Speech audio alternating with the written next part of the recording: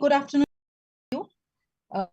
Team POGS extends a warm welcome to all the dignitaries, esteemed faculty, and all the delegates. I, Dr. Sandhya, welcome you all on behalf of Dr. Meenu Agarwal, our President POGS, our General Secretary Dr. Vaishali Chavan, and our Clinical Secretary Dr. Charulata Bapaye, for yet another webinar in the series of Cutting Edge Webinar Series. Over to you, Vaishali ma'am, to begin the proceedings. Thank you, Dr. Sandhya.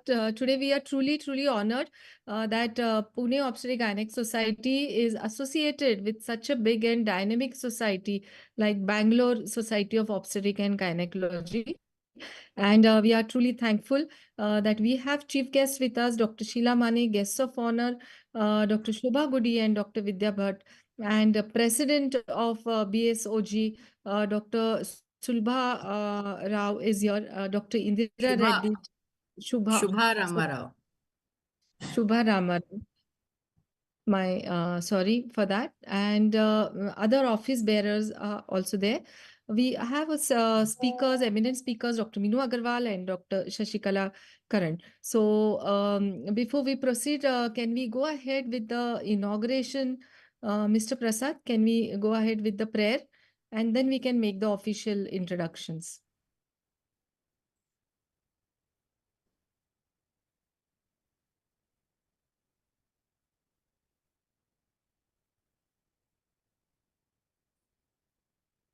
कुरुत्वं कल्याणम् आरोग्यं धनसम्पदः शुभं कुरुत्वं कल्याणम् आरोग्यं धनसम्पदः शत्रुबुद्धिविनाशाय दीपज्योतिर्नमोऽस्तुते दीपज्योतिर्नमोऽस्तुते शुभं कुरुत्वं कल्याणम् आरोग्यं धनसम्पदः शुभं कुरुत्वं कल्याणम् आरोग्यं धनसम्पदः.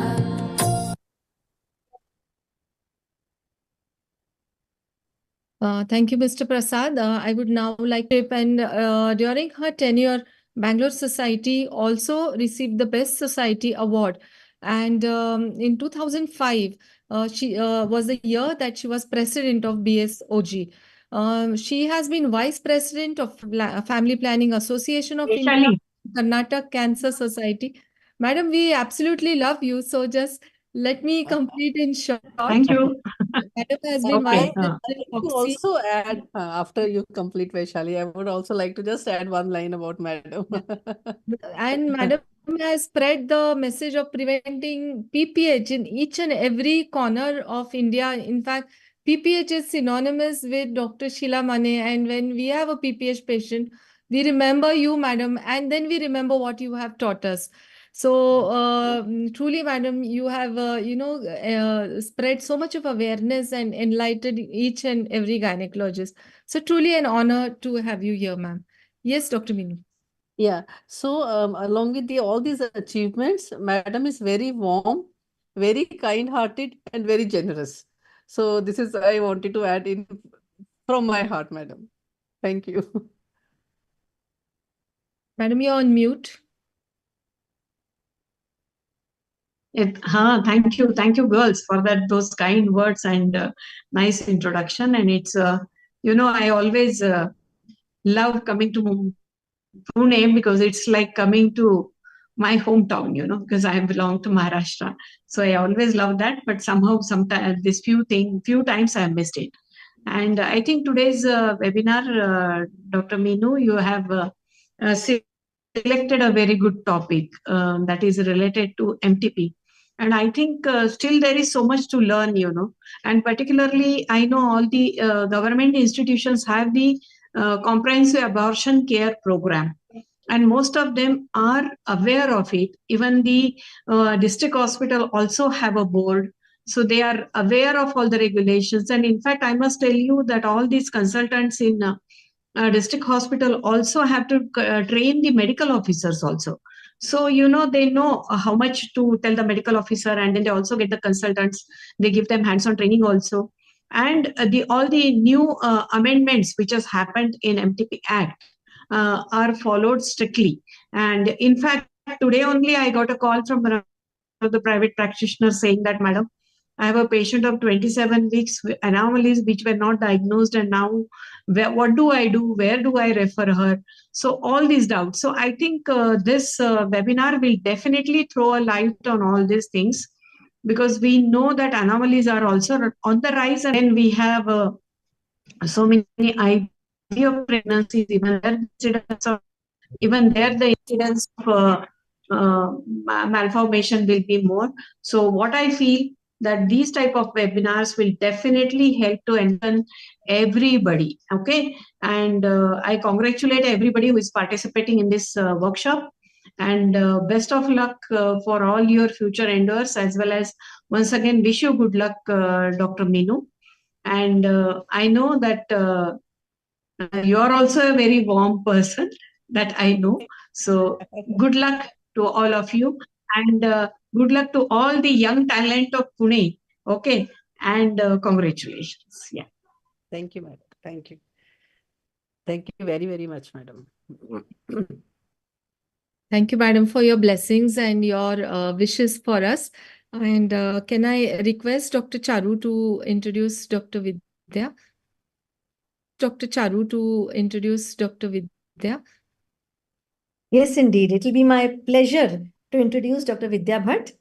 I remember having met her way back in a laparoscopy conference. She was already a very big name in laparoscopy at that time, and I was just in the phase of learning. And it is since then that I know that Dr. Vidya Bhatt is an eminent histolaparoscopic surgeon and a fertility specialist.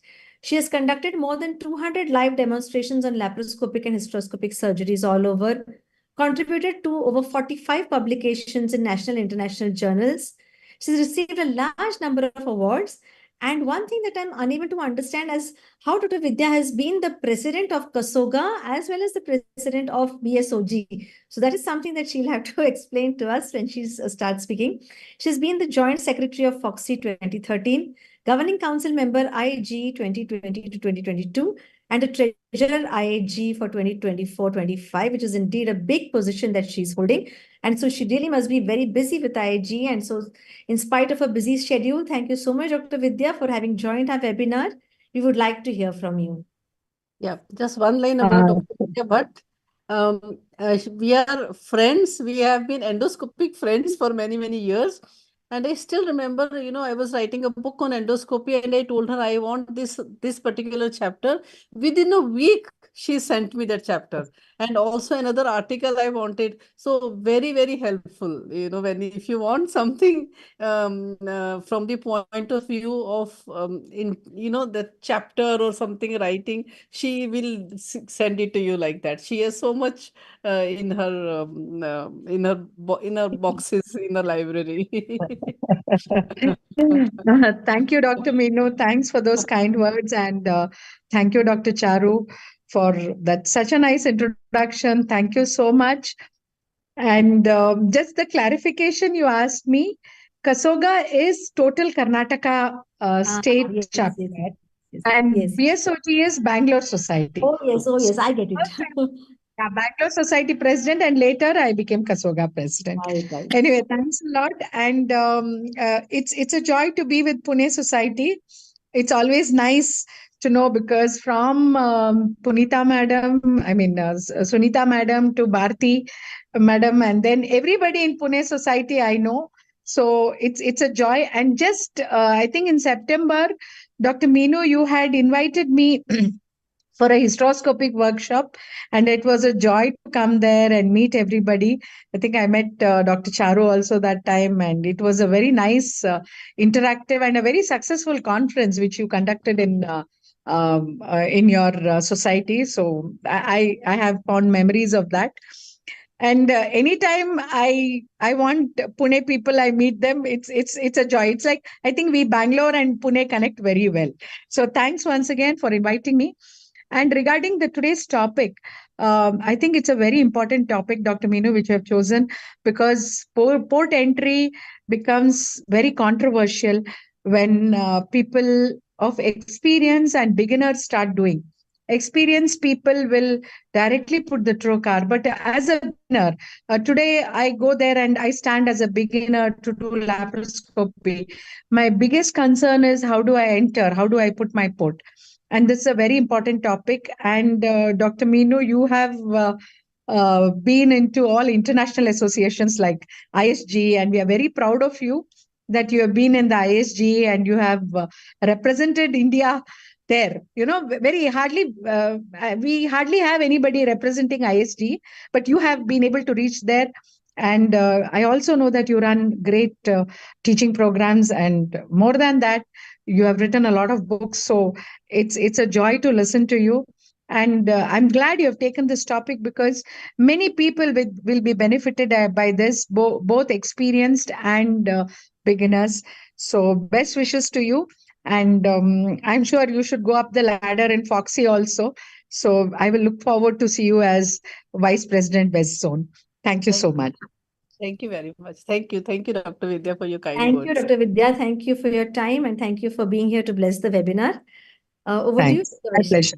Thank Yeah. you. Privilege for me to welcome Dr. Shobha Gudi. And with Dr. Shobha Gudi, Dr.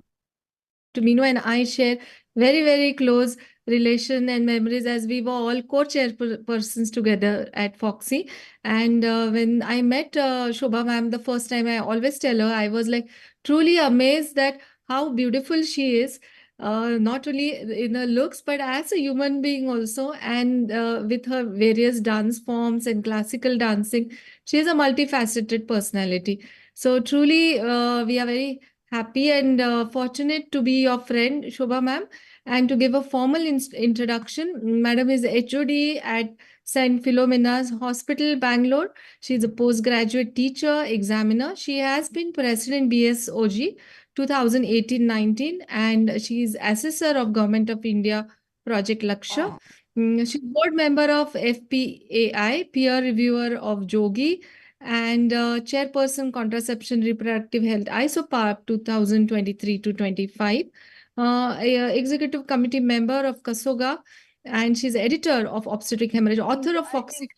Very kind of GCPR. you, Vaishali. I think they can stop. So many there. achievements. Yeah. Thank you. Welcome, Thank you ma'am. so much. Can they stop? Yeah. So I think I am very delighted to be here amongst friends. And Vidya very correctly said that BSOG and TOGS do connect extremely well. I'm very happy that Meenu has taken up the challenge and she's going forward, and because I think it is the right time for her. She had a very successful career as a chairperson, and then in this year as a president she will perform, and very rightfully placed, Meenu, and I admire the way you conducted your committee as well as Vaishali, very dear friends to me. Pune Society has always yielded many stalwarts, right from Sanjay Gupte sir, and then dear friend Girija, of course Punita now, and I think we connect maximum to Parag Deniwale. So, and then there are so many others.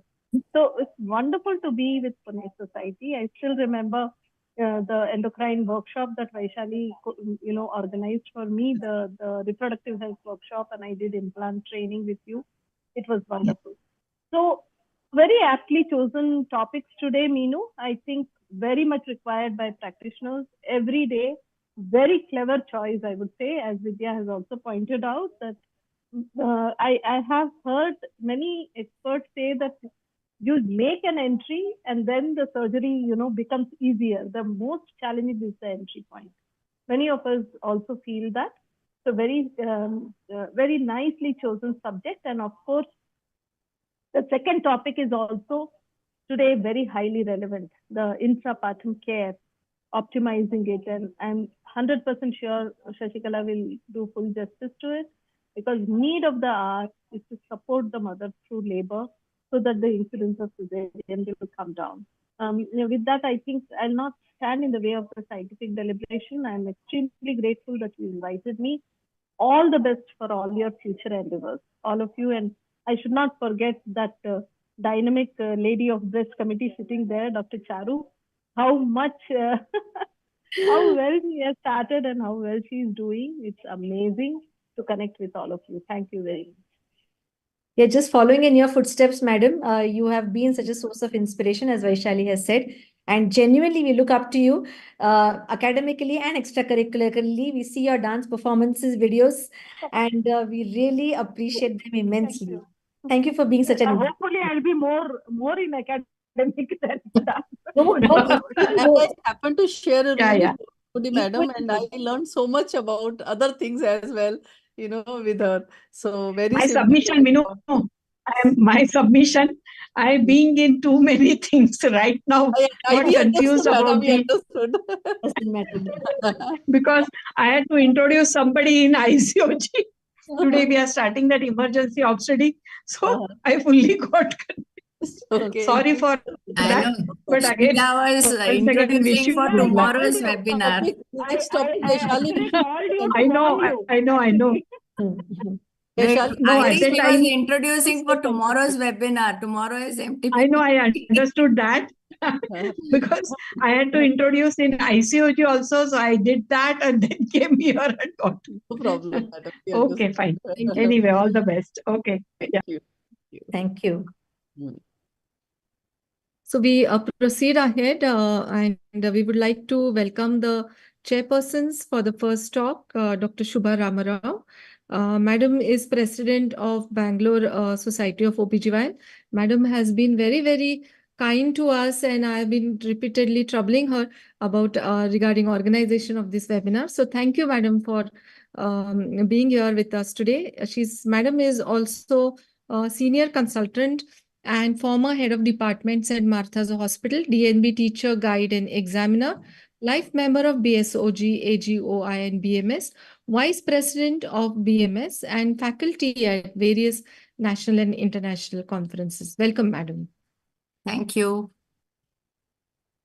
Our next chairperson is Dr. Soumya Mahesh. She is an executive member of Karnataka chapter of ISAR. She has active participation as an executive committee member of Bangalore OBGYN Society, and also active participant in FOXI, ISAR, and IFS activities all across India. She is a life member of ISAR, Karnataka chapter of ISAR, IFS, and ACE. And at present, she is the joint secretary of BSOG. Welcome, ma'am. Now I request. Now Is she on? Is she there? Dr. Soumya is not there. Okay. She is not able to join. She sent her apology. Hello? Yeah, okay, madam. I think Dr. Indira is also not able to join. Yes. Yes. Yes. So we'll Okay. proceed with the session. I request madam to introduce. Yes, we'll proceed.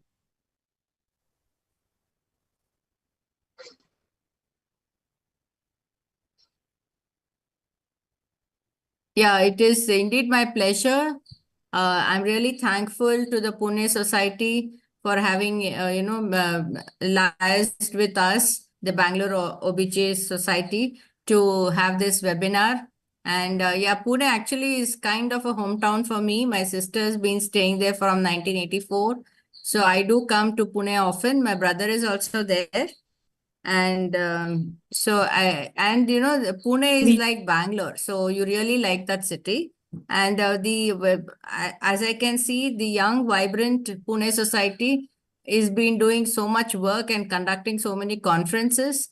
So it's really indeed nice to be part of this webinar. So it's my pleasure to introduce Dr. Meenu Agarwal, and I think everyone has heard some bit of her already. She is a president of Pune OBGYN Society. She has been elected the Secretary General of the International Society of Gynecological Endoscopy, FOXI Imaging Science Committee Chairperson 2018-21. She has a bachelor's in reproductive endoscopic surgery, European board certified. She is a course director for endoscopy and ART courses in the UAE. Over 12 publications in international journals, and first author of 4 books and has authored many chapters. She is bachelor in reproductive endoscopic surgery, again, European board certified. She has had awards like the India's Greatest Leader by Asia One. Then she has Icons of Health by the Times Group, Inspiring Gynecologist of Western India by the Health World, and has been the Foxy chairperson, champion of Foxy Award. She has received the Champion of Foxy Award. So, in fact, I did get a little confused in the beginning as to what Dr. Meenu is going to speak about, but it's been clarified that she's going to speak to us on safe entry of laparoscopy. And entry at laparoscopy has evolved so much. Initially, we used the Verey's needle. Then they said no Verey's, use the Hassan's technique of open laparoscopy, open entry. And then nowadays, the 5 mm trocar cannula, we are all putting it blind again. So Dr. Meenu is here to tell us what is safe entry. Over to you, Dr. Meenu. Thank you very much, Shubha ma'am, for this kind introduction. I agree with you that Bangalore and Pune are the two air-conditioned cities of India. And Yeah. these cities, we can say, although Bangalore is overfed as compared to Pune, but yes, Bangalore is an amazing city, and we are very, very happy to liaise on this conference with Bangalore OBGYN Society. Our privilege, and this is very happy for this association for this particular webinar, ma'am. And thank you very much for accepting it. And today I shall be talking on safe entry. Safe entry in laparoscopy, we all agree that it has been a matter of debate for a longest time, I think, and still we don't have any consensus on it. However, I will try to put the point of view from various organizations, guidelines, and the publications together, the pros and cons of various entry techniques. So when I talk about safe entry, I talk about the ergonomics. I also talk about the primary port placement. What are the alternative sites? What are the secondary port sites? Which trocars to use, and how to recognize a major vessel injury? First question which comes to our mind when we enter the OT is what should be the height of the operating table. तो operating table का जो height है, whether it should be same for all the patients or it will change depending on whether the patient is slim or whether the patient is obese. So one thing is very important, the height should be such that when we are operating, the laparoscopic instrument handles should be near the elbow of the surgeon. If the patient is obese, then what happens? If the height goes up, the operating height goes up. So my guide, mentor, and friend, Dr. Prashant Mangishkar, always says that the navel of the patient, the umbilicus of the patient, should be lower than the umbilicus of the surgeon. So, if the patient is obese, you need to go up. If the patient is very thin, you need to go down. And you can also change the position of the table accordingly. So, both options are good. So, either we can drop the table. If it is not possible, we can ask for a platform and we can go up. Now, where should the monitor be? Now, if you look here, now suppose this is surgeon A and this is surgeon B. Which monitor is the correct height? So I'm sure everybody would agree that surgeon B is the correct, because the monitor should be about 10 to 15 degrees lower than the straight line of the surgeon's eye line. So this is the visual side of the surgeon. This is where the monitor should be. Because if the monitor is at a higher here, so this particular surgeon can get a pain in the neck post, especially if he's operated for a long time. So this hyperextension should be avoided, and that can cause a problem. Now, another thing is, where should the patient be?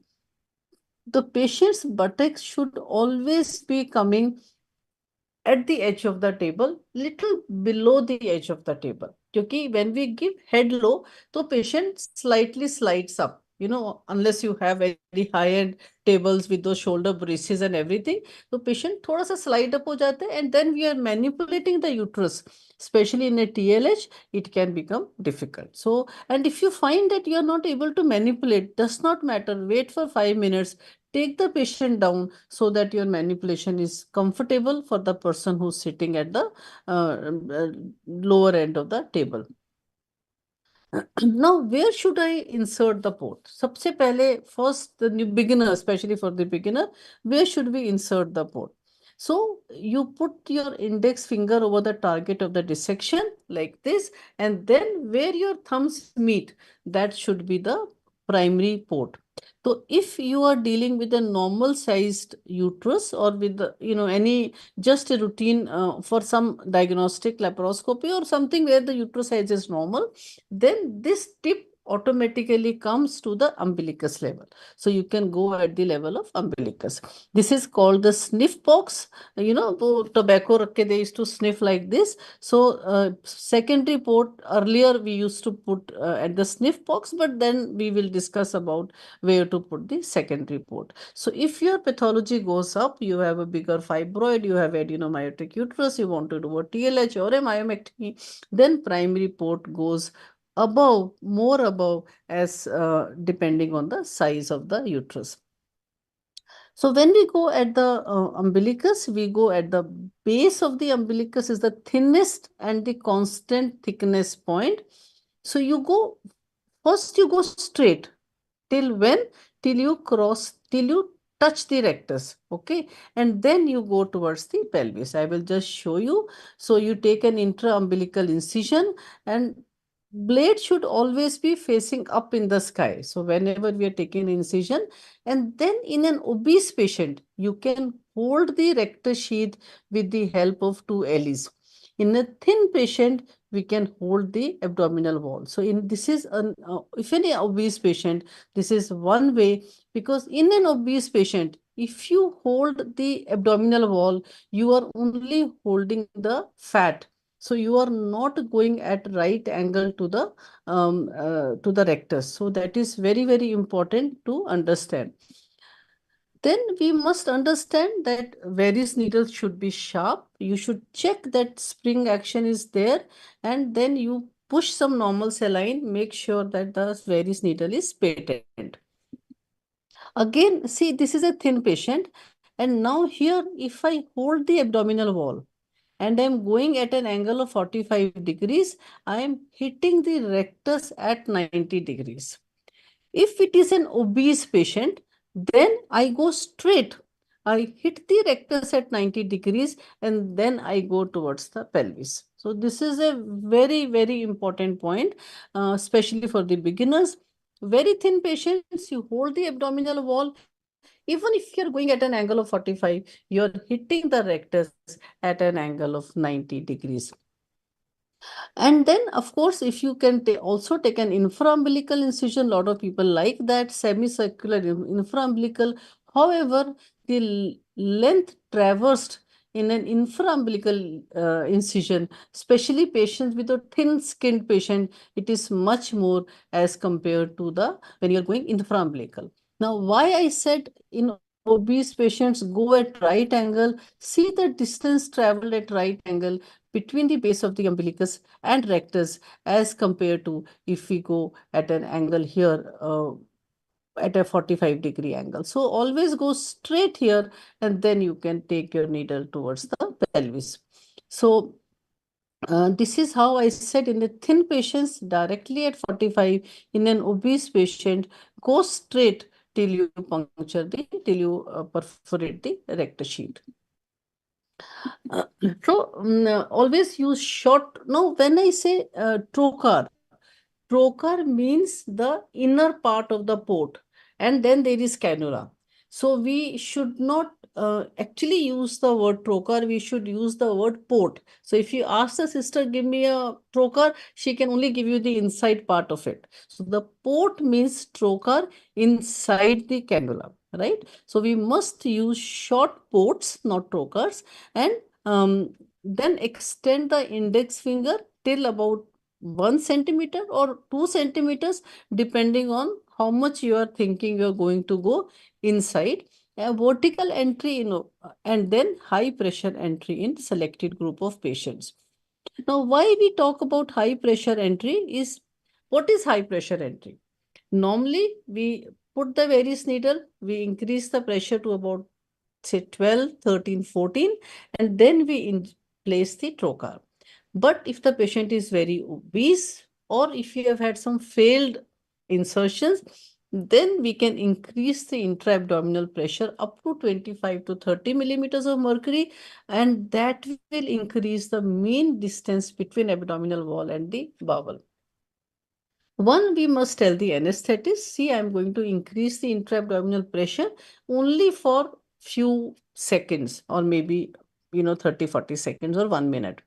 Secondly, as soon as you're inside, you place your telescope, do not forget, immediately reduce the pressure to your operating 13 or 14 millimeters that you are using.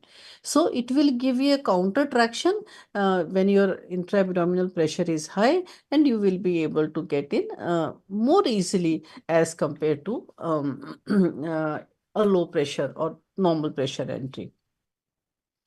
Then, which are the high-risk patients? Of course, previous laparotomies, multiple laparotomies, very obese. Again, for my junior colleagues, very thin patients also are at higher risk in laparoscopy. Thin patients, sometimes if you place your 4 fingers on the abdomen, you can actually feel the pulsations of the aorta. They are so thin. So you have to be very, very careful. And of course, pregnancy and large masses. Then we discussed about the Veress needle, then open approach. Now, open approach में क्या करते हैं? It's like a mini laparotomy.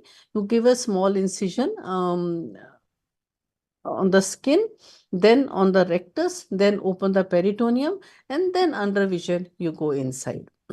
So initially Hassan described this technique. He said this was the ultimate technique to get inside.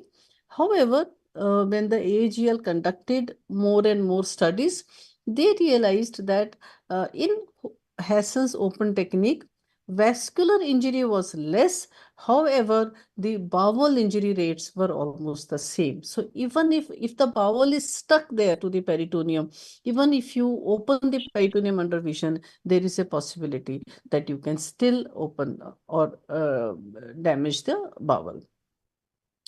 To complete the risk, we also have this endotip. Now, what is this? This is just a cannula. There is no trocar. Iske andar, this is the laparoscope which we have placed inside the cannula here. So this is the cannula or the trocar, whatever you may call it. So this is just one port. It has a sharp end here, and it goes inside. When you screw it, just like any screw that you rotate, it will keep on going inside, right? And if you place your telescope inside, तो जहाँ पर trocar रहता है वहाँ पर you have placed your telescope, so you are actually watching. It's like a visual port entry, how you are getting inside. So this is a endotip entry. You can see here. Once this trocar is placed here, there is no trocar. There is only a laparoscope inside this cannula, which has a sharp edge. You keep on rotating it. As you're rotating it, you can see going through the various layers. You can see going through the fat, then you can see going through the extraperitoneal, the rectus sheath, then the extraperitoneal fat, and then you will see something like a bluish color, which will tell you that you have reached the peritoneum. So this is how you can see this bluish color here, and then you go under vision, and there is a scope there which you are watching, and that is how you go inside. So this is the endotip entry. This is it's available in 10 millimeter size. It is also available in 5 millimeter size. And when you are coming out, again, you come out under vision. In fact, I would go a step further, that you again, for the junior colleagues, that whenever you're taking your primary port out, keep your telescope inside. Okay, till you see coming out of the peritoneum, then you can remove your prime. So that is very, very important, because you can go through and through the bowel, complete the surgery and not realize it. Then we have various other points. Then one is the Palmer's point. Again, Palmer's point is a closed entry point. You can see over here, and I'm sorry. And this point is 3 centimeters below the left costal margin in the mid-clavicular line. Again, in India or in Asian countries, thoda we have to be careful. African countries where malaria is very prevalent. So look for any evidence of any splenomegaly, any hepatomegaly. So those things need to be seen before you take this point, but very, very safe point, and we use it many a times. I specifically use it if I fail to enter here, number one, or there are multiple incisions, vertical incisions. I don't want to go through this, then I go through this. You can also go with a 5 mm with the Veress needle followed by a 5 mm, and then place your 10 mm over here and use it as a secondary port. So those things also can be done in some cases. So if this is an enlarged liver, sometimes Veress needle can cause even injury in these cases. So this is the umbilical port. This is the Palmer's point. Then there is a Lee Wang's point. Again, very, very important point, the Lee Wang's point.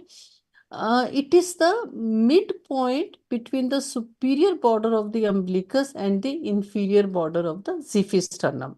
But this is a mobile point. Mid, you can go up, up, up, up, up. You can go down, down, down, down, down. And depending on the pathology that you are addressing, this Lee Wang points can move. I use Lee Wang point, the most used point for my surgeries. And it's a very, very, very comfortable. Only place where you may have a problem using a Lee Wang's point and taking your secondary ports also higher up is in a very large uterus. Then when you have done a TLH, sometimes the suturing can become difficult. Otherwise, it's an excellent point. Then, of course, sometimes either a very large pathology, or if you're operating when the patient is pregnant. So good marking there. That is where I would say that go in for the open technique. So always for the pregnancy patients, do not use Veress needle. Number one. Number two, go for an open technique. Number three, do not use a sharp trocar. Always go for the blunt trocar whenever you are using in pregnancy. So these 3 points we should keep in mind. Where else you use a blunt trocar is when you have come out by mistake and you want to go back again. So you have already made a puncture, right? So don't use a sharp trocar there. Use a blunt trocar into the cannula and go inside. It will find its way. Another important thing is the trocar. 2 types of trocars that you have. One is a conical trocar and one is a pyramidal trocar. Okay, I'm sure everybody knows what I'm talking. I don't have the picture to show. And when you are entering with a pyramidal trocar, you move left and right because it is tearing the tissues and going in. When you are using a conical trocar, then your movement is more straight, vertical, straight movement in a conical trocar. So these things you should keep in mind, so that also will help. So again, very, very like this is a large ovarian cyst. Also, it was a pregnant uterus. So this lady was, I think, 8 weeks pregnant with a large ovarian cyst. And so the secondary port here you can see is directly gone inside the cyst, directly gone inside the cyst. So once we desufflated the cyst, then we put a endo loop to close this, and then we remove the whole thing, put it in a bag without any spillage. So all these things are possible to do. Then where to place your secondary trocar? Now we must know the position of the inferior epigastric vessels, and your secondary trocar should be lateral to the inferior epigastric vessels. How do you make sure? तो दो तीन चीजें. One is you palpate the anterior superior iliac spine. If you go 2 to 2.5 centimeters medial to the anterior superior iliac spine, you will always be lateral to the inferior epigastric. This was once, very, very beginning when I was starting to do my laparoscopic surgery, I was told by Dr. Mangeshikar again, and I have never forgotten it till date. So 2 centimeters medial to the anterior superior iliac spine, you place your first secondary port. However, it should always go straight. But if you don't go straight, you can still injure the inferior epigastric vessel. Now, see, suppose you see here, now my new assistant doctor is doing it. So you see the direction. So this is the wrong direction. This is not how it should go.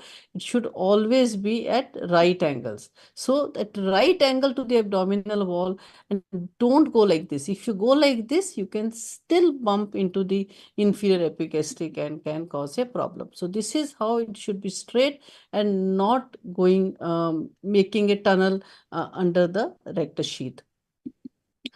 And now where should be the next port? Now इधर एक हमने primary port डाला umbilicus में. This is the anterior superior iliac spine. 2 centimeters medial is this port. You go equidistant between your primary port and your first secondary port. So this is this distance. If this is an equidistant in a ipsilateral suturing, this really works very well. So this is how you can place your 4 fingers here, 4 fingers here, and then you go back of the scalpel, you place, mark where you're going to enter, and then you place your second secondary port. So this triangulation again is very, very, very important. Now, always the laparoscopic instruments work like type 1 lever. That means 50% is inside and 50% is outside. However, suppose you are very much outside, okay, you want to do sigmoid ka jo additions you want to do it, you are very much outside, okay, so instrument is very much outside. How can you make it a type 1? By pulling the cannula outside. So if you tell your nurse, take the cannula outside, that will reduce the outside length and increase the inside length. I hope that I am clear. Suppose you want to go very deep, okay. You're suturing, maybe you're doing something, you're suturing the wall. Then your port should go inside. So the moment your trocar, your cannula goes inside, again the inside length becomes small and the outside length becomes more. So it will become a type 1 lever and it will make it easier for you to operate. And only for the student, there is this azimuth angle between the instrument and the laparoscope. Between two instruments is the manipulation angle, and between the instrument and the horizontal axis is the elevation angle. And these should be 60 degrees manipulation, azimuth around 30 to 45, and elevation angle between 45 to 60 degrees. Again, elevation angle is very important, especially in very thin patients and very obese patients. So you have to keep that in mind.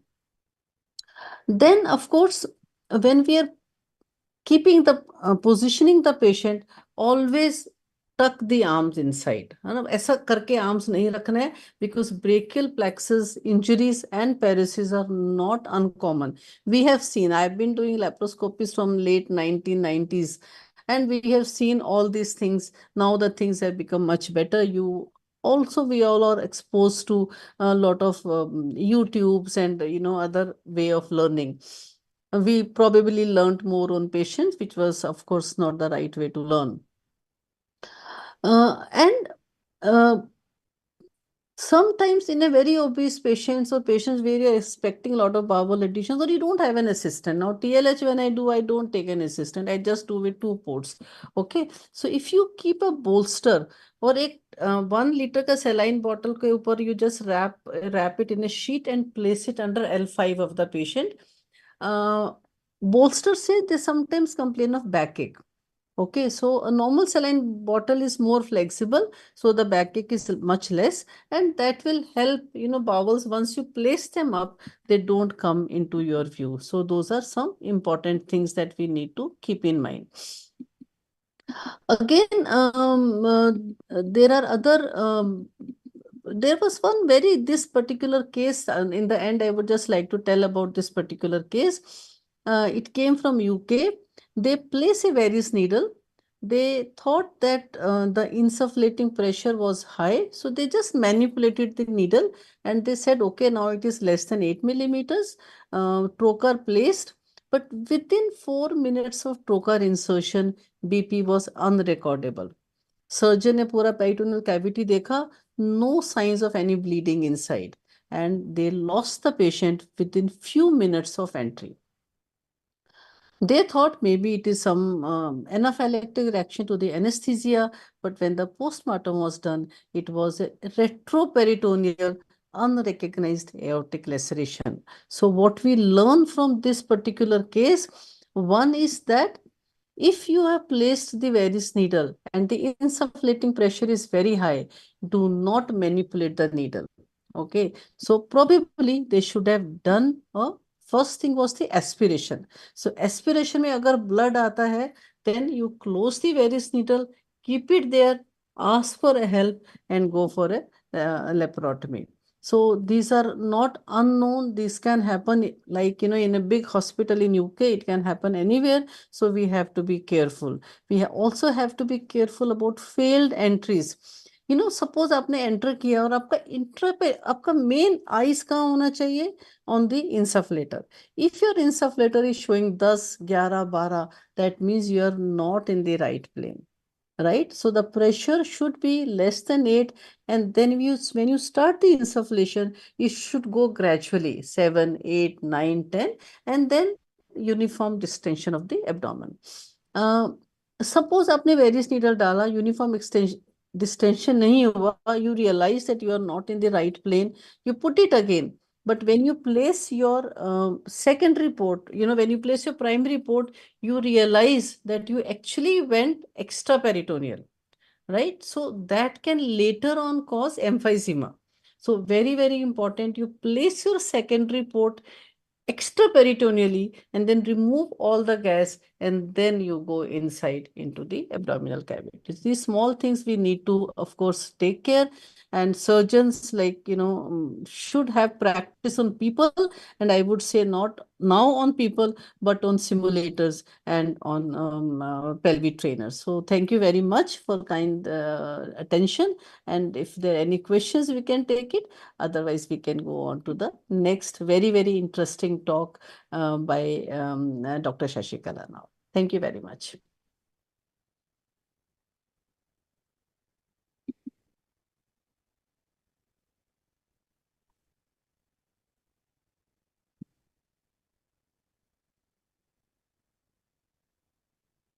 Dr. Meenu? Hello. Hi. Yeah. That indeed was a very great talk, Meenu, and I must share this. In April 86, when I was a PG student in Kama Alblas Hospital, we had an aortic puncture and there was a huge retroperitoneal hematoma and the patient was saved. A whole bit of vascular surgeons came from St. George's Hospital and then from JJ Hospital with their kit, with the nurse. And because we had patient, I remember, was AB positive, and we had to transfuse her some 9 units, I guess, 9 or 10 units of blood, but she was saved. And I remember the patient's name, and this was actually because of the, I think, trocar cannula. And patient, the anesthetist started scrambling, they were going, and they were like, why patient is having hypotension? And then our reader who was there, she said, must be neurogenic because she saw a little bit of blood on the ovary. But then she was unhappy and patient was just opened in one midline incision and she saw there was a retroperitoneal hematoma. She kept a mop and we kept waiting because Kama Albles doesn't have all the teams, right? So they had to be called from St. George, which is the nearest, but then they came from JJ Hospital also, the vascular surgeons. And they decided to explore the retroperitoneum. And there was such a bleed which came up like that.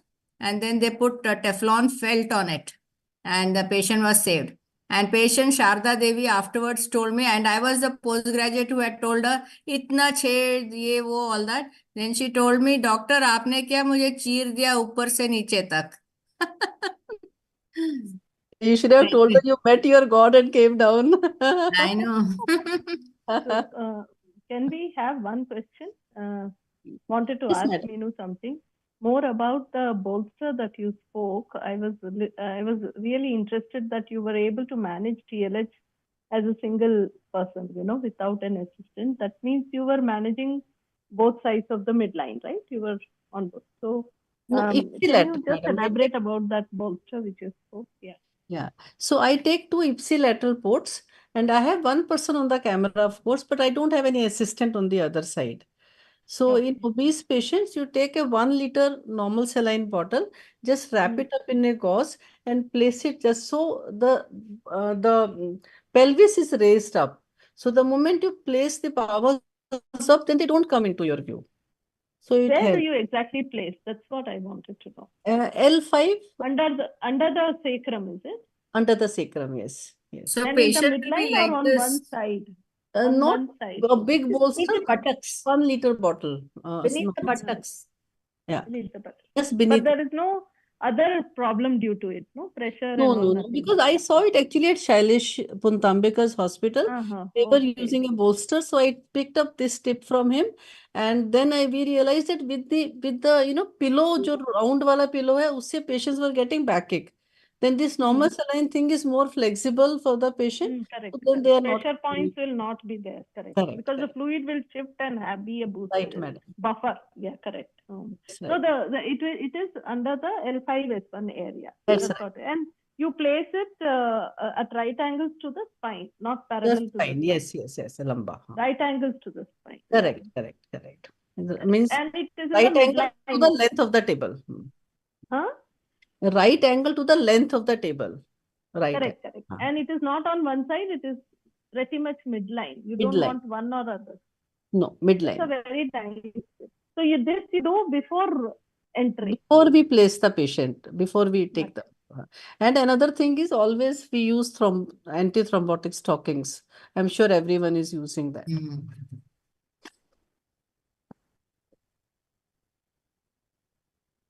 So thank you very much, Meenu, for that. I don't see any more questions, any in the chat box. I think Vaishali can take over. Yeah, actually there is a delegate link which is separate. So the questions they send me later and then we reply Okay. to them. Oh, okay. Only just one more. Just interested in knowing whether you have seen any case of air embolism and how was the experience here? Air embolism, I have seen one in hysteroscopy, madam. Very, very, very bad experience. So we have to be very careful whenever we are That doing. I also have had. Yes. But in laparoscopy, I wanted to know. Thank you, Dr. Shobha, for your valuable inputs and very interesting case, Shubha madam, you told, and it's a miracle indeed that you could salvage the Yeah, it's a patient. miracle she lived. Yeah. And So- Dr. Meenu, it's such a pleasure to hear you talk. I always say end of each webinar, whether it's on imaging or ART or endoscopy, each time we come away learning more and more from the expert, and your expertise at all these subjects is really remarkable. So now we proceed on to the next. Ask Vaishali just one more question? Dr. Meenu, my point was like suppose medico-legally there is a problem and you have said to actually find a safe entry technique which to run a randomized control trial we need some few lakhs of cases to have it. So it is not possible to do a randomized control trial on the entry. However, it is very clearly mentioned that you can use the technique which you are most familiar with. Whether you can use direct technique, Very's technique, Hassan's technique. However, suppose I am a gynecologist and I am doing an appendectomy and I get into a problem, I will be charged more than a surgeon.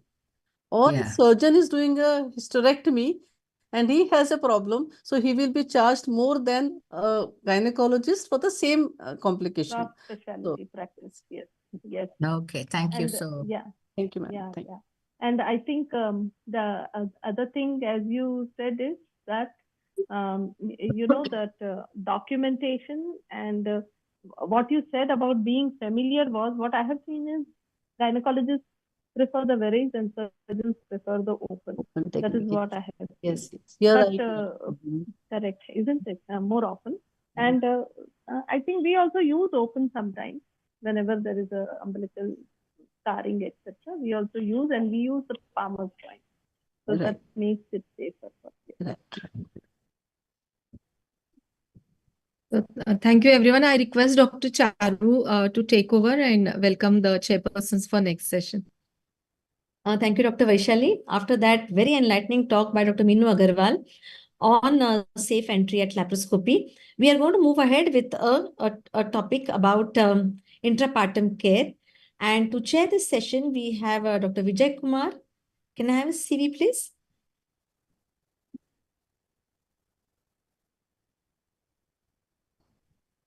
So Dr. Vijay Kumar is the elected treasurer of BSOG. He has an MS, DNB, FICOG, and has a fellowship in urogynecology. While going through his CV, I realized that he has a lot of experience in lab urogynecology. He has demonstrated lab VVF repairs and sacrocolpopexies and has a number of publications and presentations at national and international journals. He has been the operating faculty at the Kasoga conference and also at the BSOG conferences. So Dr. Vijay Kumar, we are indeed happy to have you here as our esteemed chairperson for today's session. And Dr. Sandhya, would you be introducing? Welcome, Dr. Vijay Kumar. I think you must have been more interested in the earlier talk, probably. Yeah, sure. Considering that you've been a laparoscopic surgeon. Yeah, right. Yes, yes. So our next chairperson for today's session is Dr. Shilpa Shri. She is an MBBS and a DNB. She's the unit chief at St. Martha's Hospital, Bangalore, and is working there since the last 18 years. She's a DNB teacher and a thesis guide. And yes, her area of interest is high-risk pregnancy. She's a life member of BSOG. I request both the chairpersons to take over the session, which is going to be with the speaker as Dr. Karant. Over to you all, Dr. Vijay Kumar and Dr. Shilpa Shri. Good evening to all. So, can I have the CV of Dr. Shashikala Karant?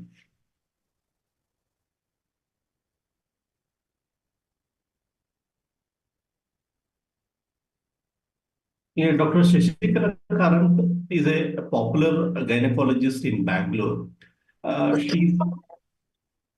She's a professor and head of the Department of Obstetrics and Gynecology at St. John's Medical College.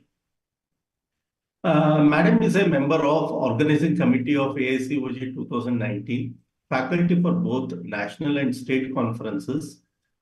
She was executive committee member for the BSOG for more than 5 years and life member of FOXY. Madam is a very experienced UG and PG teacher. To her academic achievements, she has got the prestigious CS Dawn Prize for Best Paper Presentation to AICOG 2024. And her special interest is laparoscopy, high-risk pregnancies, and adolescent gynecology. Over to Dr. Shashikala Karant. Thank you for your kind introduction.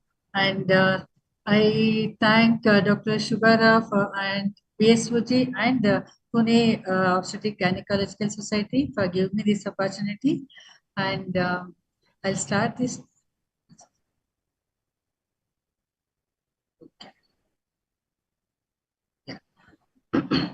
My topic is today's intrapartum care for joyful motherhood. Okay, to have a joyful mother, that depends on the everything is on the gynecologist or obstetricians who is looking after that to make her that labor journey, whether it's a joyful or not. So to make it joyful, we have to give her make her feel comfortable, give her analgesia, and then we have to reduce her duration of labor. Then it will become a joyful for her to have that obstetrical labor journey. Madam, can you go on the slide modes? The big. Yeah. Sorry. Okay.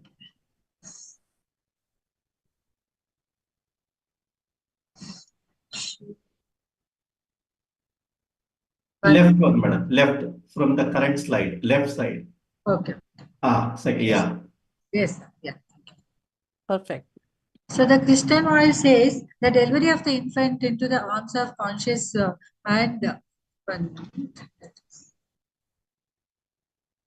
free mother is one of the most exciting and rewarding moments in the medicine. So to relieve the pain, pain relief in labor has always been surrounded with myths and controversies. Hence, providing effective and safe analgesia during labor has remained an ongoing challenge. So nowadays, in the other many developed countries, the availability of regional analgesia has become a standard of obstetric care. So even in India, we also have to make it as providing an analgesia, whether it is a regional analgesia, if the facilities are available, or we can give a labor analgesia by other opioid injections or any other non-pharmacological methods of analgesia. We have to make it available for the patient so that her labor journey will be joyful for her. So to make it that this concept rests on 3 pillars. The one is that providing an optimum pain relief, use of analgesics and antispasmodics that I'll talk to you in the later aspect, and ensuring adequate uterine contractions by doing active management of labor and close clinical monitoring of labor events by maintaining a partogram. But now it is labor care guidelines. I'll tell it in a brief about the labor care guidelines. The active management of labor was a concept advanced by the Irish School. In 1973, Wood Driscoll and his colleagues reported on the advantages of active management of labor, resulting in shorter labors, improved obstetrics outcome, and lowered the cesarean section rates. At the same time, this active management also helps to prevent the infections, exhaustion to the mother, dehydration, dissolution in the mother, ketoacidosis in case if the patient's labor is prolonged, or the fetal distress. So this is the partogram. Till now we are following it up, but nowadays the WHO has introduced the new labor care guidelines. So this is the one. It has 7 sections that I just briefly I'll tell you that this thing. What is the advantage of these labor care guidelines? So the guide helps us to monitoring and documentation of the well-being of the labor women and babies and the progress of the labor. And it offers a supportive care throughout the labor and also to ensure a positive childbirth experience for a woman and to promptly identify and address emerging labor complications and providing reference thresholds for labor observations that are intended to trigger reflections and specific actions if an abnormal observation is identified, prevent unnecessary use of interventions in labor, support the audit and quality improvement in the labor management. What is the difference between that partogram, what we are doing during the intrapartum care and the labor care guidelines? One is that alert and action line is already does not exist in this labor new chart, and active phase instead of 4 centimeter, it is starting at 5 centimeter, and alert and thresholds are given for each event of the labor, and monitored in latent phase is also required in this labor care guidelines. And also like a cervical dilatation 1 centimeter per hour in primary, 1.5 centimeter per hour in multi is not there. So that it will also that as earlier, why it is removed is that because of the each patient's threshold is different. Some persons they deliver the cervical dilatation can occur 1 centimeter per hour, but other laboring women may not respond like that. So that in case if the patient is a low risk, there is no problem. Patient can be allowed her to go into spontaneous labor on her own. So that's why it is removed.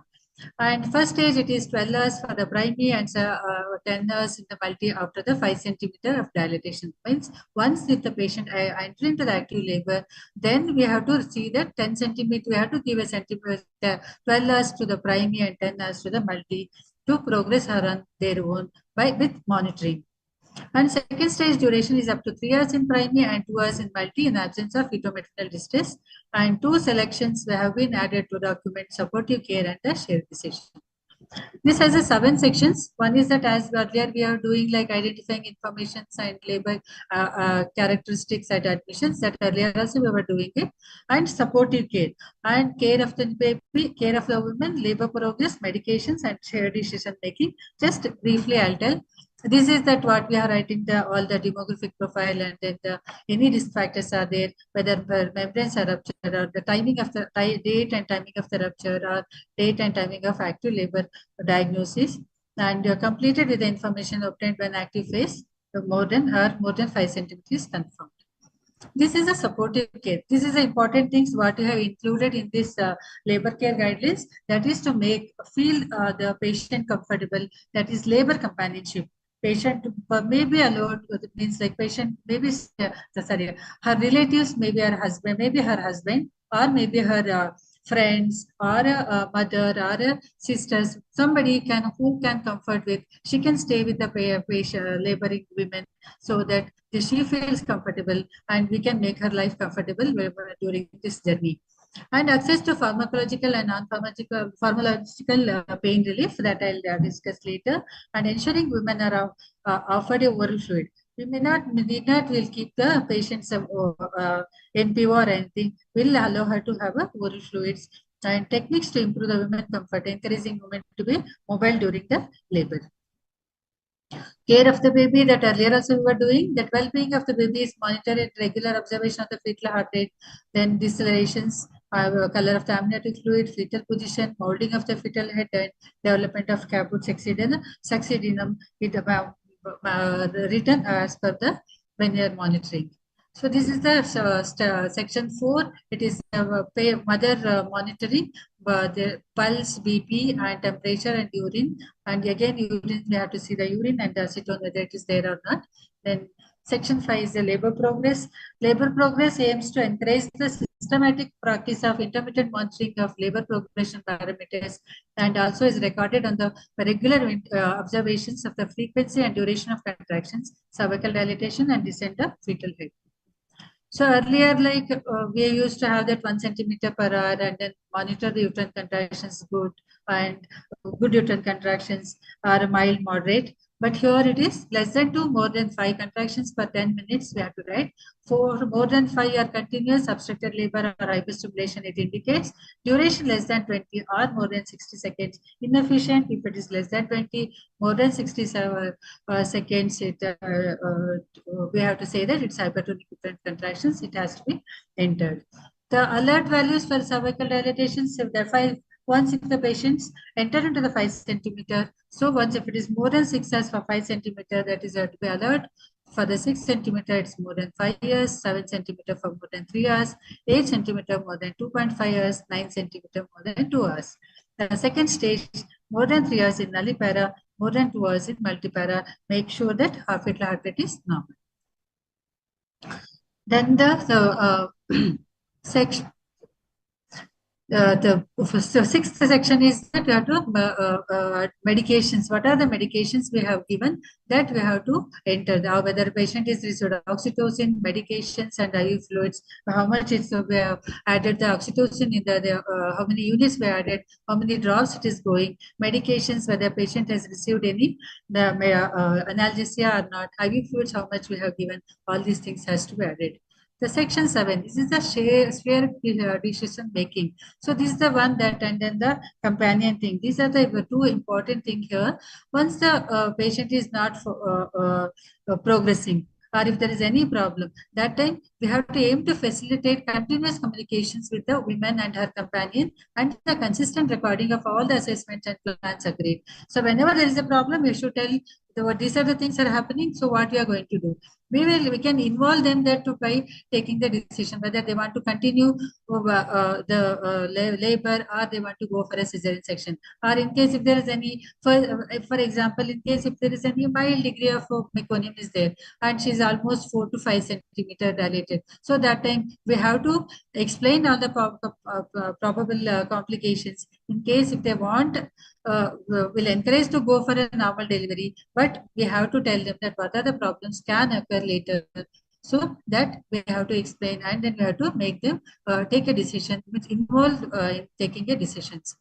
Use of simple and culturally appropriate language so that they can help us to, we can help them to take a decision. Clear explanation of procedures and their purposes and the findings of physical examinations and the subsequent course of action made clear to enable shared decision making.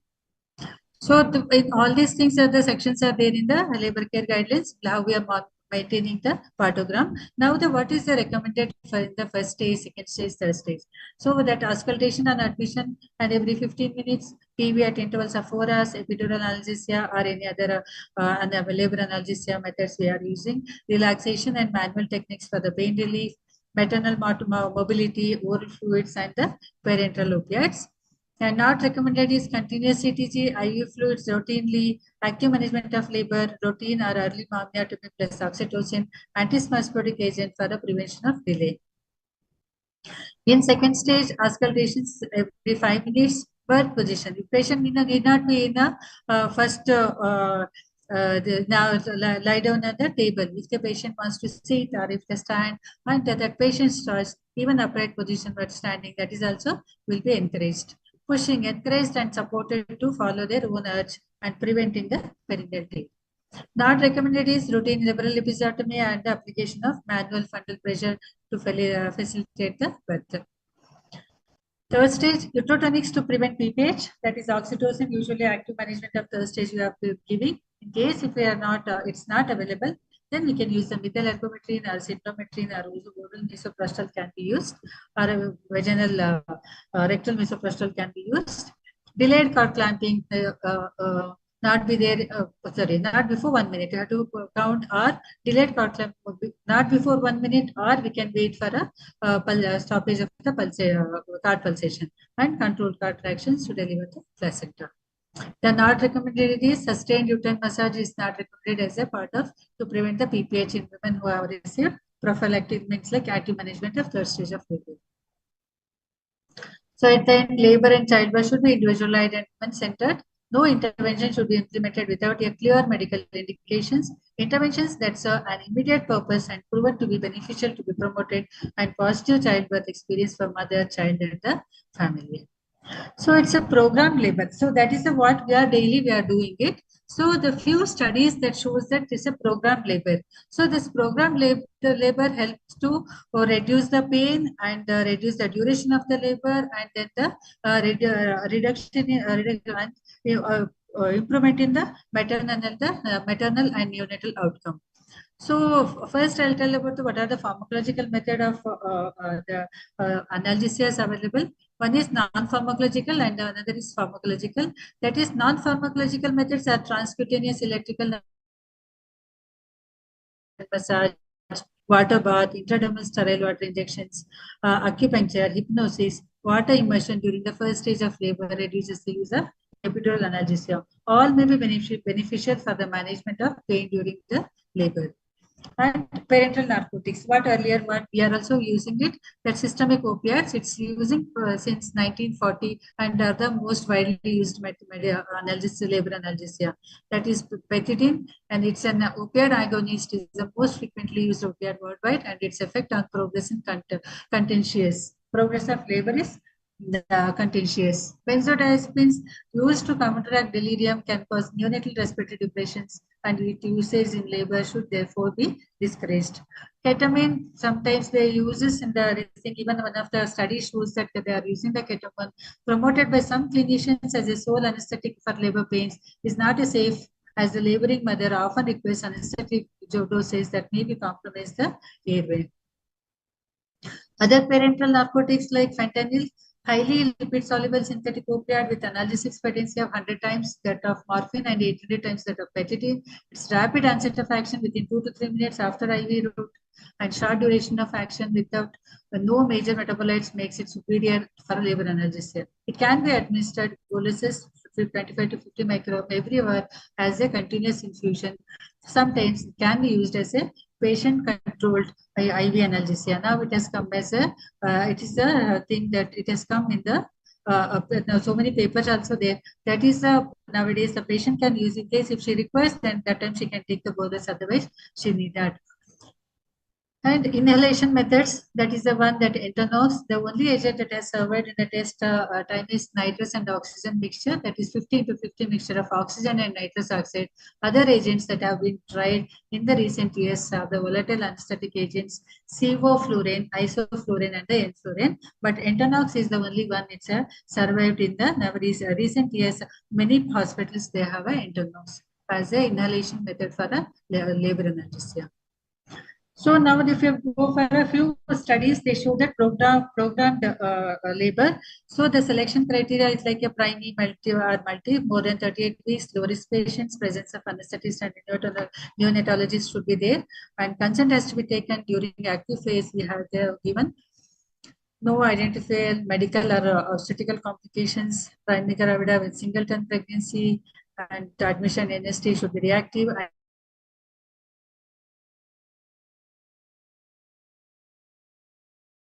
Patients.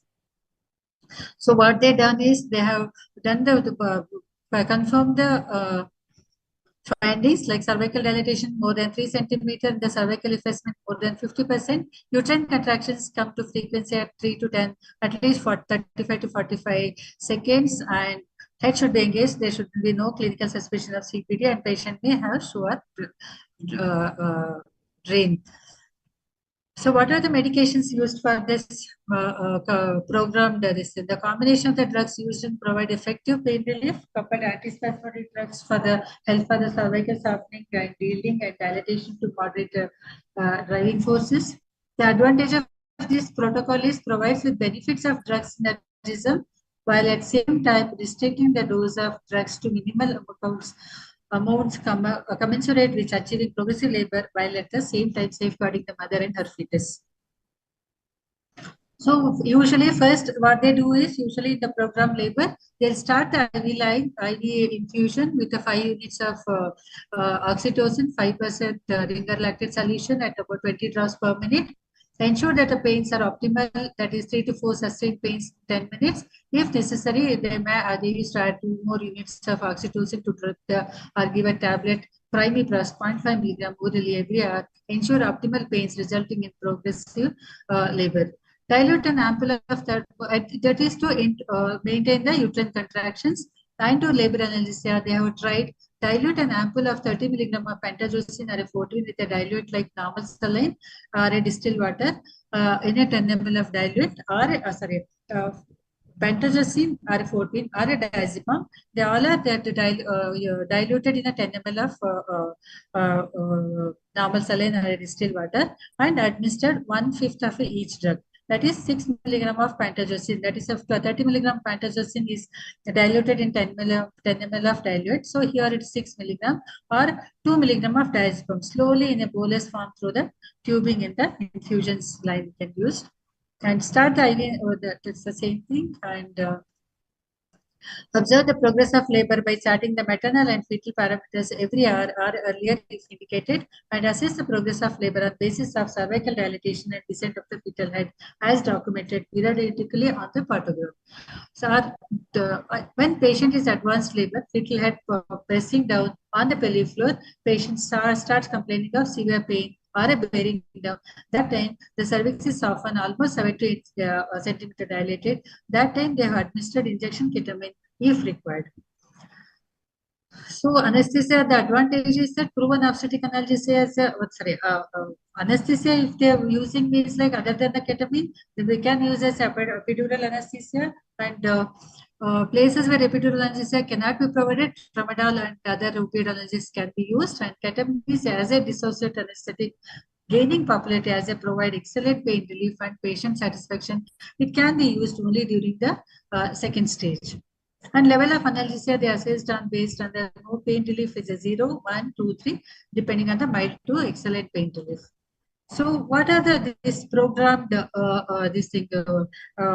labor? What is the clinical evidence?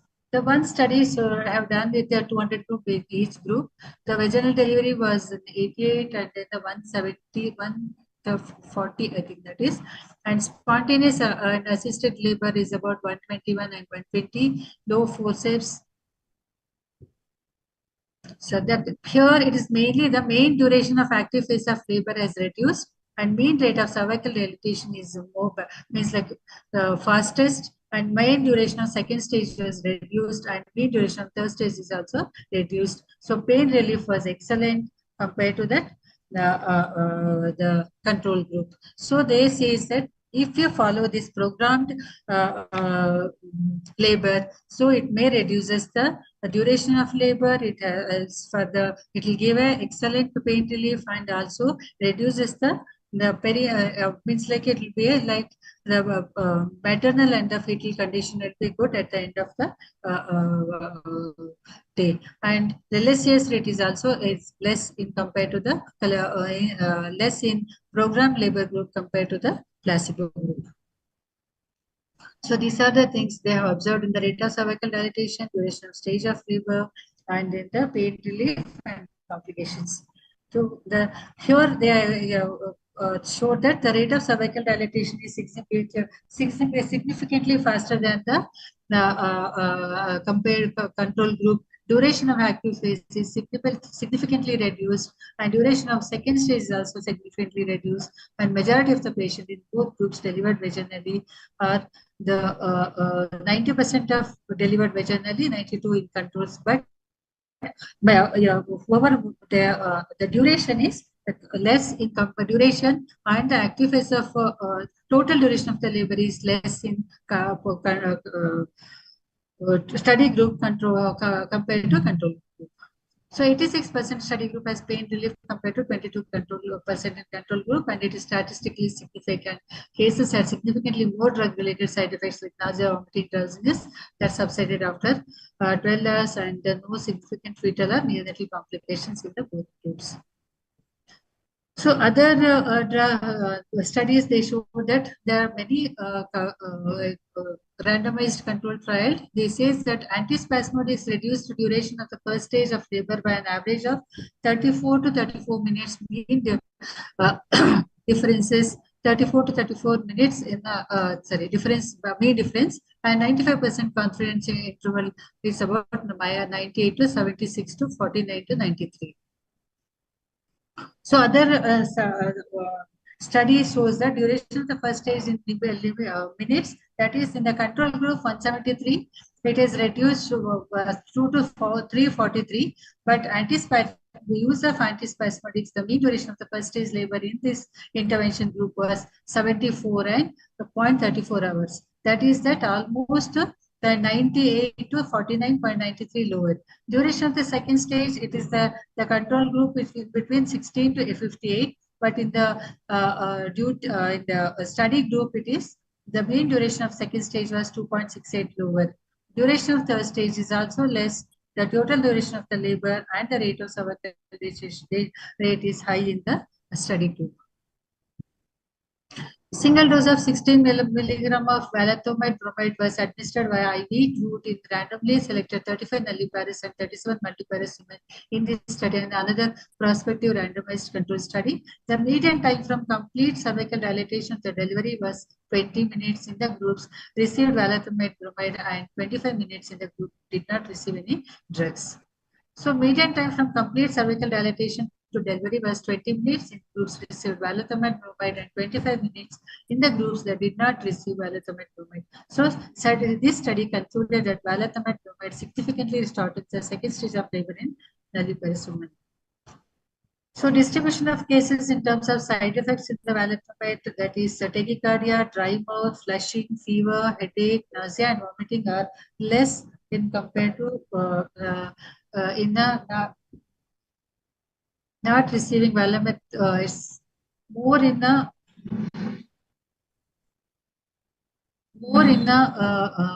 not receiving the drugs group than compared to the study group. So adverse drug reactions with hyoscine and valatamide for cervical dilatation during the labor is no statistical significance was found in ADR was compared between the age group 18 to 25, say 26 to 35. Therefore, ADR reported were irrespective of the age of the patients.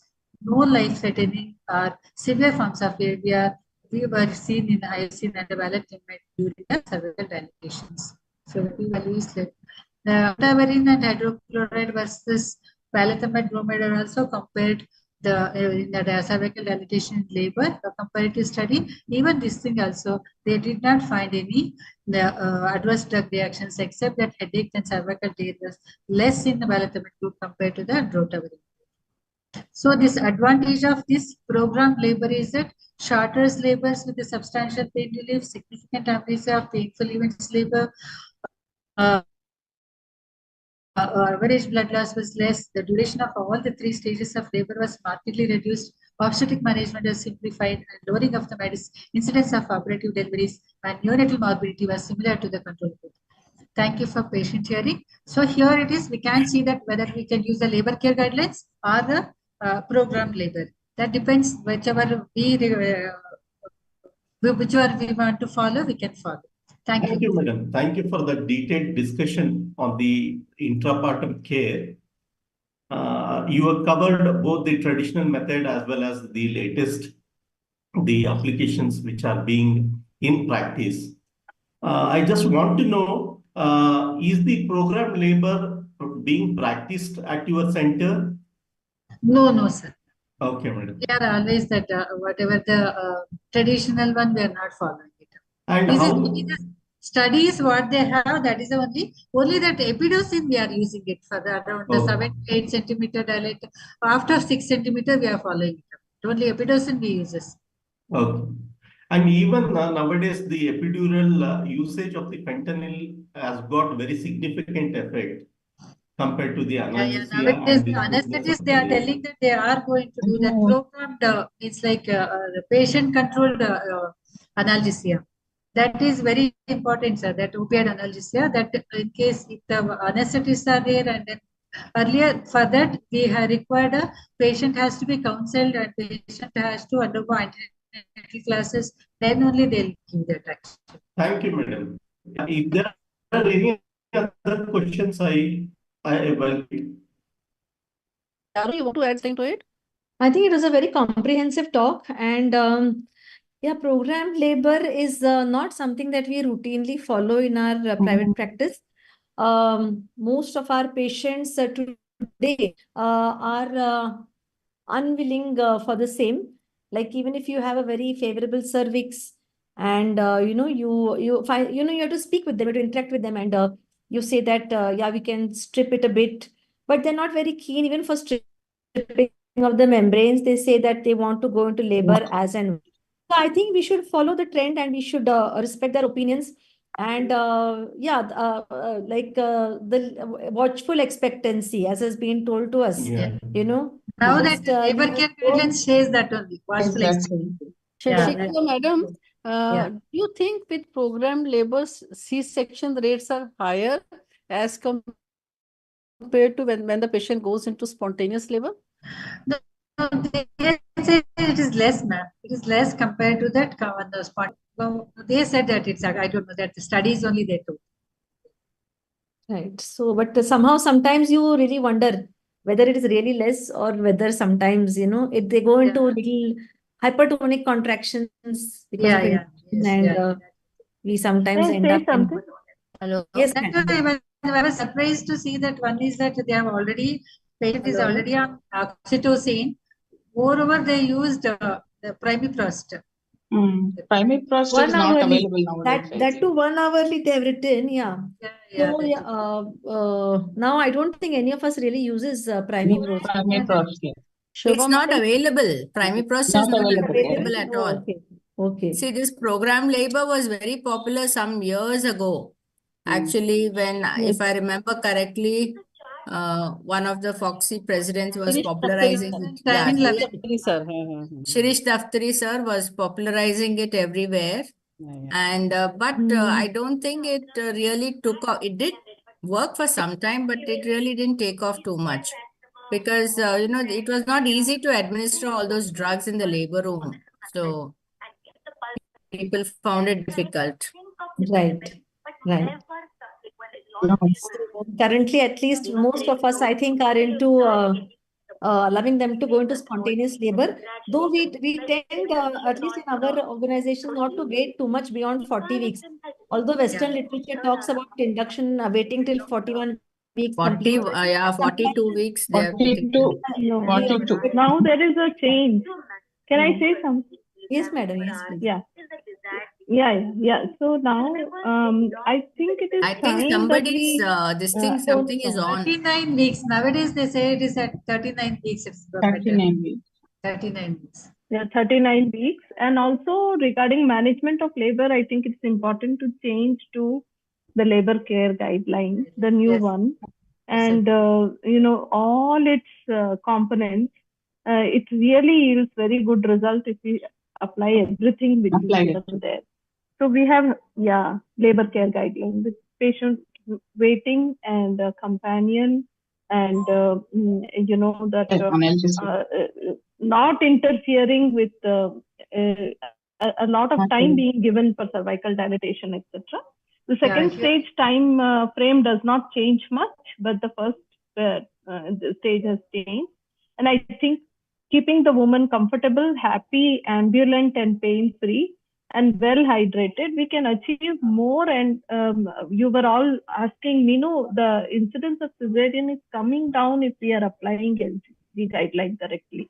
So just try it out as a pilot. I'm not saying that you change everything. You start as a pilot, do some 10 cases to get a feel, and then you see, you know, that less augmentation and less hurry in the labor room, team building, handing over properly, you know, not aiming to deliver every patient yourself. All those things matter. Yes. And then the section rate comes down. It comes See, down. most One importantly, concern which I have. No, most importantly, it's very important to know the interpretation of the CTG, because one small decel somewhere and, you know, people panic. I mean, the obstetrician doesn't want a problem, panics and, you know, rushes for a cesarean section. So it needs a team effort. You need someone to monitor these patients, and you cannot look at the CTG in isolation. You have to look at the patient clinically. And then you should have the courage to wait, you know, and counsel and wait, because if anything, God forbid, even if there's a problem and the baby goes to NICU, you are going to be questioned a lot. So I think team and, you know, apart from all the points that Shobha added, it is very important that the obstetrician has to be there on the spot. And because if you are at home and you're called, Absolutely. you go and 5 centimeters, there's some deceleration, and then you will not have the patience to wait next 5 hours to see what happens, isn't it? But nowadays, life is made a little easy with all the WhatsApp and things, and all the CTGs and all are sent on WhatsApp, so you can interpret. And, you know, you first had information, you are looking at it. But the person on the spot has to have the courage to wait. And also, like when you do an elective case, like say for breech or something, you must wait till 40 weeks. I personally, unless you know there's a uterine anomaly, baby is not going to turn. Because if it is, you know, if you just wait till the date, a bigger number is going to turn by spontaneously, and, you know, you are going to save that cesarean section, and probably, you know, she's going to deliver vaginally. And I personally feel there's no need for induction till 39 weeks unless there is an indication. I would wait till 40 and then only induce. In fact, my There is postgraduate... one concern which I wanted to share with POGS. There is now, you know, a little concern about using these muscle relaxants during labor. Yes. The, you know, parasympathomimetics, the velocimid bromide, and the rotavenin, etc.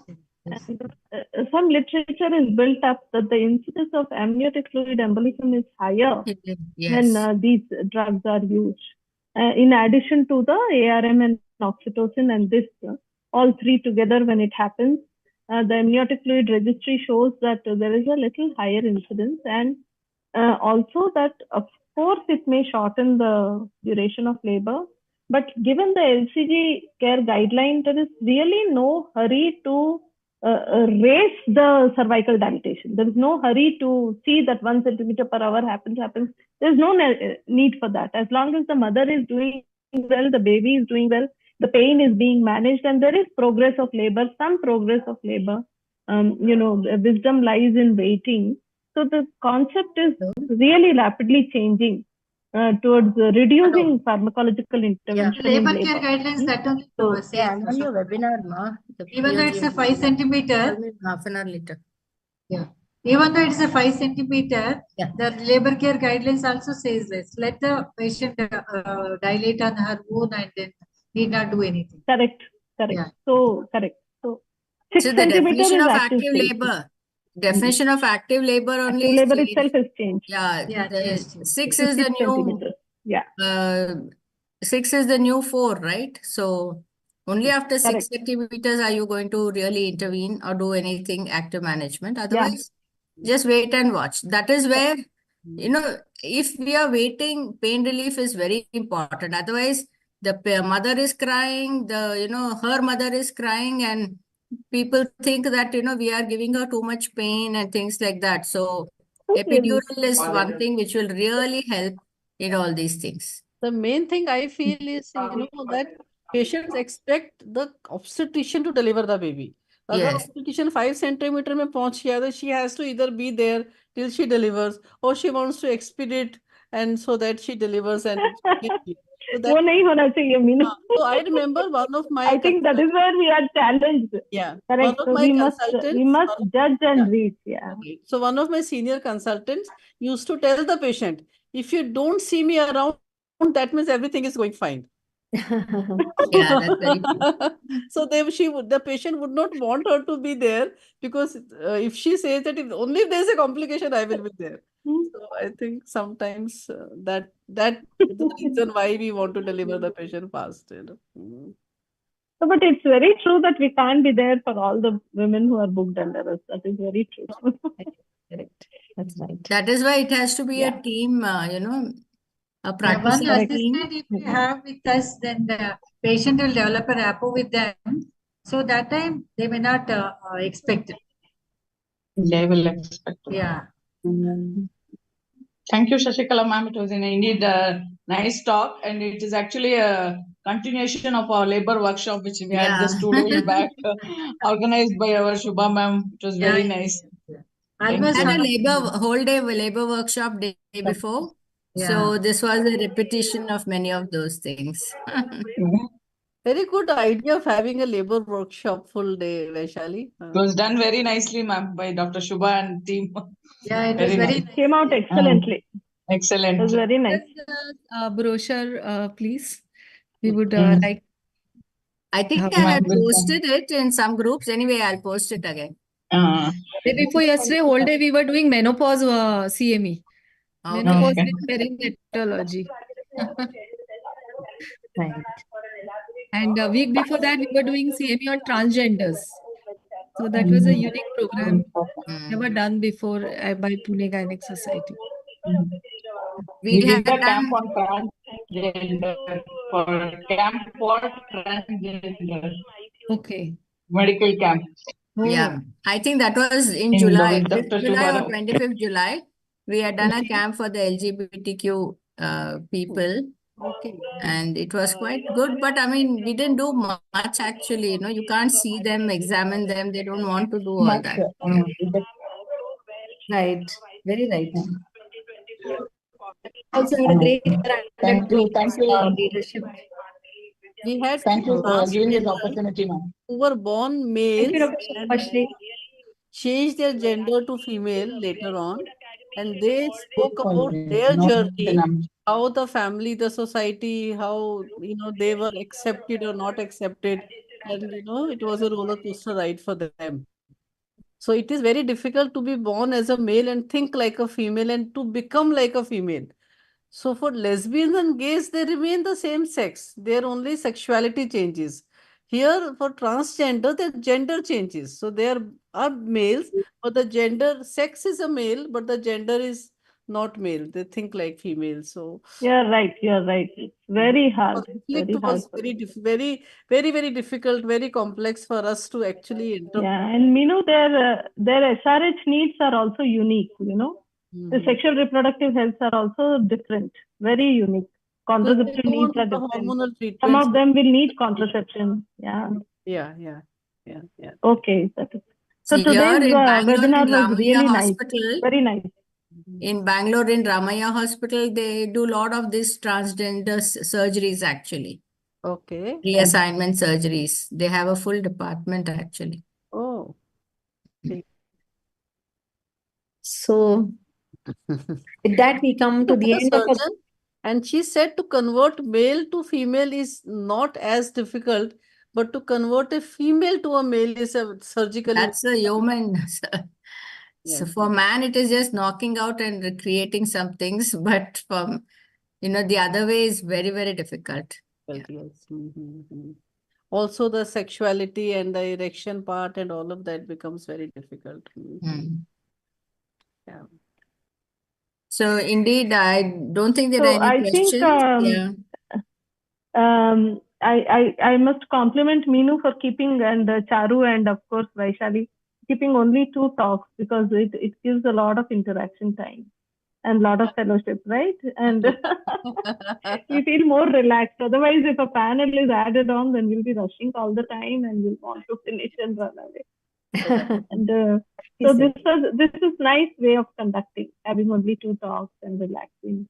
Thank you. Nice. Thank you so much for making me part of it. Thank you very much. Thank you. Thank you, Dr. Meenu, Vaishali, and Charulata, and all your team, for involving our society. And my thanks are due to all the members of our Bangalore Society who were here chairing the session, who were experts, who were guest of honors. Thank you, ma'am. Thank you very much. Thank you. Thank you, ma'am. It is my pleasant duty just to have a little small formal vote of thanks. To begin with, I would like to thank Dr. Sheila Mane, Madam, our chief guest for today's webinar, for having spared the time to be with us.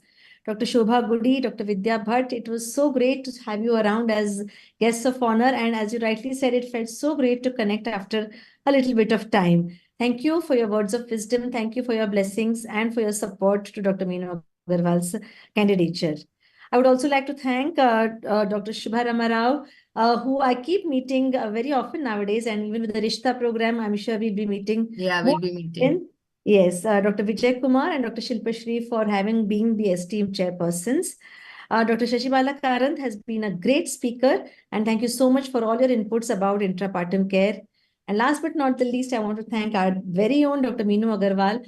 As Dr. Vaishali rightly said, every time it's a pleasure to listen to her, and I keep wondering how she has such a box full of beautiful presentations, which we all feel like listening to again and again, with such fantastic take-home tips and very small tips and tricks as to how to go about either laparoscopy or infertility. BSV and especially Prasad Kulkarni has been a great support. Thank you so much, BSV, and of course our dear Sandhya Meshram. Dr. Sandhya, can you show your lovely picture to us? Or she's busy, I think. She has been our MOC for today's webinar. Thank you, Sandhya, for all the efforts that you took to connect to the Bangalore. MOC should be very visible, Charu. MOC should be very visible. Yes. I think she has best part was she called every day yesterday, because she said everybody's thinking today is a Sunday and tomorrow is a Monday. So I because of Holi. Right. Because of the Holi holiday. Correct. So, with that, we come to the end of this wonderful session. Dr. Vaishali, it is always great to connect with you personally as well as virtually. And so nice to see your charming face, as always. So thank you, everybody. Thank you for your academic and extracurricular insights. Thank you very much. Thank you. Bye. Bye-bye. Thank you, madam. Thank you, Shubha Rao, madam. Thank you, Dr. Shilpa. Thank you. Thank you. Thank you, Dr. Vijay. Thank you, Charu and Vaishali. Stop recording.